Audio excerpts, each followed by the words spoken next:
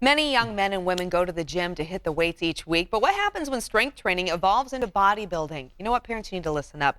The era of MMA and UFC has really sparked an interest in many young people and can actually leave some parents with some challenges. So we have Russian filmmaker, we have Vlad Tudin. He's on the verge of releasing his latest bodybuilding project, and he's here to kind of fill us in more on this popular sport. So great to have you here on the show, Vlad. Great to be here. Yeah, okay. So how has bodybuilding changed over the years?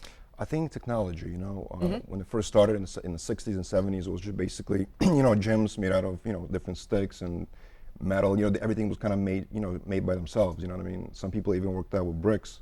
Oh, wow. Now it's all, you go to the gym in every city, you see technology changed everything basically. So it's way more advanced, and of course, supplementation is a huge part of it now as well. Yeah, okay. And why do you think the sport in itself has become so attractive, in particular to, younger groups of people? Because everybody wants to look good in a way, People want to look attractive, and they want to obviously, be attractive and just basically be more appealing to everybody, But of course, competitive bodybuilding is something completely different. It's a professional sport. It requires all your dedication, basically. So it's two different things, And possibly too, like pushing the limit, challenging yourself, really seeing how far you can truly go, right? It's kind of like it's kind of like driving a car versus being a race car driver. Yeah. Everybody drives a car right now, especially in America. But being a race car driver is something completely extreme, and most of us will never do it.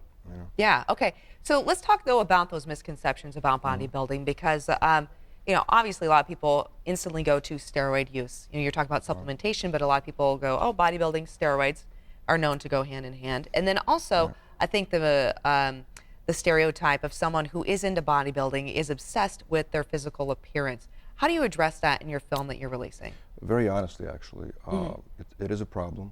When you take steroids without being a professional athlete necessarily, or even a professional athlete, you're facing dangers, all the consequences. We address it in a very objective way. So basically, we present different points of views. Some people are very pro steroids and why it should be used in sports, and some people are very against it. So the film gives it just an objective platform, and kind of mediate the questions and answers, so to speak. But it's a problem, but also it's not just a bodybuilding problem, really. It's an athletic problem. It's an athletic problem. Yeah, or issue, if or you an will. issue, or just a thing. Yeah. I was just talking to a guy yesterday who's an executive in the bodybuilding space, and he told me that it should be legalized but regulated. So there's an interesting approach on how you put it. No, then itself, I think, is just an interesting topic. You could go many different directions without and talk about that for hours, right? Like you're saying, it's not just a bodybuilding thing. The steroid use is an overall athletic world issue, and something that really needs to be focused on. Okay, so you have this film coming out, though, talking about bodybuilding itself, and anyone who's interested in this, or parents watching where you know that you have a young adult who's going down this path and you just want to know how to best navigate that, where can people go to see this film? Where's it showing? Well, it just hit Netflix a couple days ago. So congratulations! That's exciting. For sure, yeah. So Netflix, definitely, iTunes, everywhere you can see the film. You can go to generation9.com, get more information about it. Yes. Absolutely. Okay, and where can people go, though, to follow you and the film, and some other projects that you might be working on? It's definitely generation9.com. This is the website. You can follow all our we do a lot of different films in that bodybuilding space and fitness space.